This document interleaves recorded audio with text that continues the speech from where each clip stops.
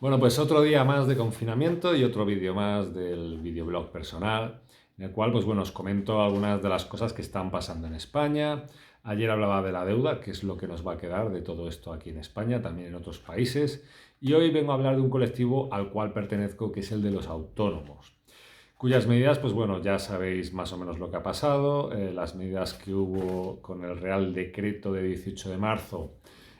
No nos quitaron la cotización, no nos quitaron la cuota y pues bueno, parece ser que desde la Asociación de Trabajadores Autónomos se ha presionado al gobierno y ha reculado y Pedro Sánchez ha dicho que sí, que se va a suspender la cuota. Como le digo a gente que me lo está preguntando por WhatsApp, hay que verlo. Es decir, hasta que no haya un real decreto es una noticia, es un rumor, pero no es la ley, ¿vale? Y entonces aquí he traído lo que ahora mismo hay, digamos, publicado, para que entendamos más o menos a qué nos vamos a tener que someter los autónomos. Entonces, según lo que se publicó el 18 de marzo, el boletín de medidas urgentes de ámbito económico, decían que nos iban a dar, pues bueno, que iba a haber una prestación por cese de actividad. Esa iba a ser por un mes, aunque decían que si se ampliaba el estado de alarma, pues entonces se podría prolongar. Si se ampliaba el estado de alarma durante más de un mes, es decir, que si del 14 de marzo, que fue el otro boletín, ¿vale? El de las medidas de contención, etcétera. Si desde el 14 de marzo pasa más de un mes, es decir, si nos vamos al 15 de abril, lo cual parece probable, pues entonces esta ayuda, esta prestación por cese de actividad sería ampliada. No sería solo un mes, sino se ampliaría. Ya digo, depende de, digamos, cuál sea el estado de alarma, del periodo del estado de alarma, ¿vale? Bueno, ¿a quién afecta esto? Pues bueno, a los trabajadores autónomos cuya actividad ha quedado suspendida, que esto lo habíamos visto en el otro BOE, que eran, pues bueno, en concreto, pues eso, locales y establecimientos minoristas, a excepción de alimentación, bebidas, primera necesidad, farmacéuticas, médicos, ópticos, productos ortopédicos, higiénicos, peluquerías, que luego pasó al tema de servicio a domicilio, prensa, papelería, combustible a la automoción, estancos, equipos tecnológicos, alimentos para animales de compañía, etcétera, ¿vale? Bueno, estas en principio eran las que quedaban, se suspendían todas menos esa. Entonces, ¿qué establece, digamos, este Real Decreto? Que en caso de que no te hayan suspendido la actividad, entonces en ese caso podría recibir la prestación siempre y cuando, pues bueno, hayas sufrido una reducción del 75% de tu promedio de facturación respecto del semestre anterior. Bueno, como siempre, esto es un lenguaje que no entiende nadie. Te lo voy a explicar bien. Si tu negocio ha sido suspendido por el Real Decreto que entraba en vigor el 14 de marzo, pues en ese caso tienes derecho a la prestación por cese de actividad. Ahora te diré las características. Si no ha sido suspendido tu negocio, porque es por ejemplo una farmacia, o porque vendes comida para animales o tienes un estanco, entonces tendrás que demostrar que tu facturación ha bajado un 75%. Pero ahora viene la trampa. Es al menos un 75% en el mes anterior al que se ha solicitado la prestación. Entonces, claro, si estamos hablando que solicitas la prestación en marzo, el mes que te cuenta, porque es un mes completo, sería febrero. Y lógicamente en febrero va a ser muy raro que te haya bajado un 75% la facturación respecto de los 6 meses anteriores, que es lo que dice aquí, en relación con el promedio de facturación del semestre anterior. Es complicado porque encima pilla unas navidades donde normalmente el consumo se dispara. Con lo cual, la prestación en marzo, si tu negocio no ha sido suspendido, en principio no la deberías de pedir, porque obviamente no vas a cumplir el requisito de que haya bajado la facturación un 75%, porque te están contando el mes de febrero, que es el mes anterior al que se solicita la prestación. Por lo tanto, lo normal sería que lo pidieras en abril. Pero claro, si lo pides en abril, ¿qué va a ocurrir? Pues va a ocurrir que, claro, que en marzo hay una mitad del mes que es normal. Es decir, hasta el 14 de marzo, digamos, el mes más o menos será normal. Con lo cual también va a ser complicado que en marzo cumplas el bajón del 75%. Va a ser muy complicado, ¿vale? Por lo tanto, aquellos que no se ha suspendido el negocio, ¿a dónde os vais a tener que ir a lo mejor para cumplir este requisito del 75%? Al mes de abril. ¿vale? Entonces, claro, el mes de abril implica pedirlo en mayo.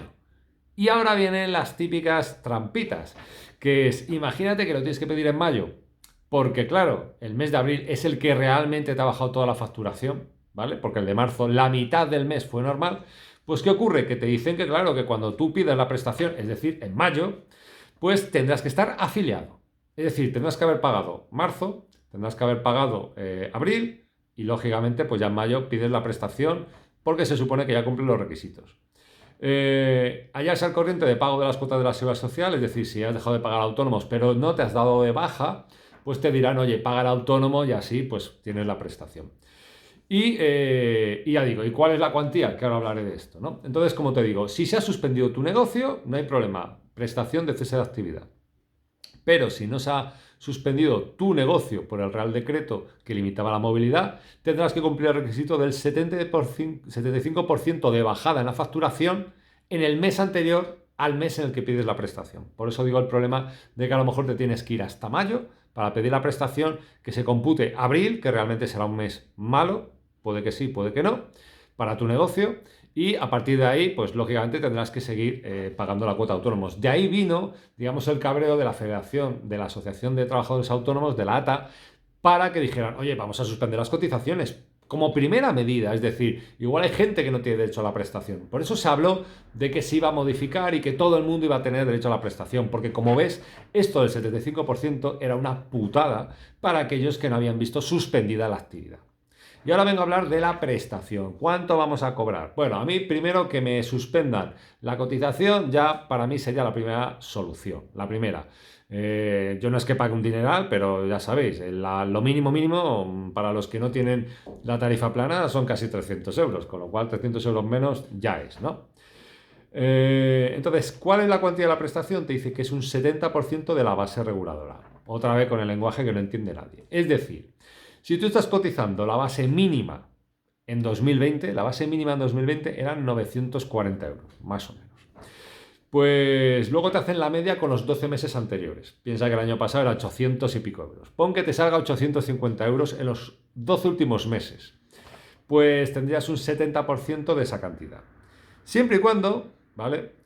Siempre y cuando te dice que sería solo un mes y que además, pues bueno, te establece que ese importe, claro, si tú tienes la base mínima son el 70% de 850 euros, pero tú imagínate que tienes una base superior, igual tienes 2.000 euros, y dirías, pues son 1.400, pues no, porque luego a la hora de calcular, que claro, ellos te hacen referencia al artículo 339 de la Ley General de la Seguridad Social, pues te dicen que, bueno, que a la hora de calcular esa base reguladora, ese 70%, tienes que tener en cuenta que no supere el IPREM, ¿vale? Que el IPREM es el indicador público de rentas, bueno, es como, no es una especie de salario mínimo, es un indicador.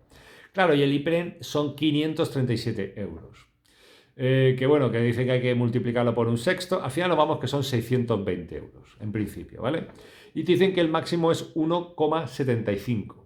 Es decir, que al final, si tú cotizas 2.000 euros y no tienes hijos, que esto es lo importante, ¿vale? Porque hay gente que si tiene hijos a cargo, digamos que el límite sube. Pero al final, hazte una idea, cotizas en torno a 2.000, pues en vez de cobrar 1.400, seguramente cobres 1.000, 1.100.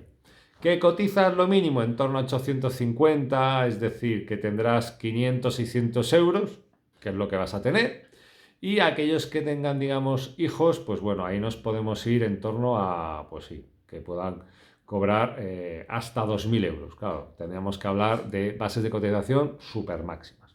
Con lo cual, más o menos, así a ojo, con lo que hay ahora, la base reguladora estaría entre unos 500, 600 euros para la mayoría, que somos los que cotizamos lo mínimo y no tenemos hijos, en torno a 1.000 euros para aquellos que coticen bastante pero que no tengan hijos, y ya digo, en torno pues a lo mejor a 1.500 para aquellos que coticen de lo máximo y sí que tengan hijos, 1.500 o un poco más, ¿vale? Con lo cual nos vamos a una economía de, pues eso, de ser 600 euristas. No llegaremos ni a 1.000 euristas la mayoría, ¿vale? Bueno, si al final te dan la prestación, que esto está por ver, ya digo, vamos a ver qué pasa la próxima semana, te dan la prestación y te quitan el autónomo, pues son 800 euros. Ya me dirás qué hacemos con ese dinero. Pero es lo que hay, nos han llevado a una economía que busca la renta básica, busca que seamos, pues bueno, primero que estemos controlados por miedos, segundo que estemos controlados por esta paguita del Estado, esta renta básica, que nos da lo justo para quedarnos en casa, porque ya me dirás tú, con 600 euros, 800, 1000 euros, ¿cómo se va a reactivar la economía? Es decir, al final lo que queremos es que nos dejen trabajar. Si yo no pido que me den nada, lo que pido es que no me lo quiten. Es así de sencillo, ¿vale? Bueno, pues hasta el próximo vídeo, saludos y éxitos.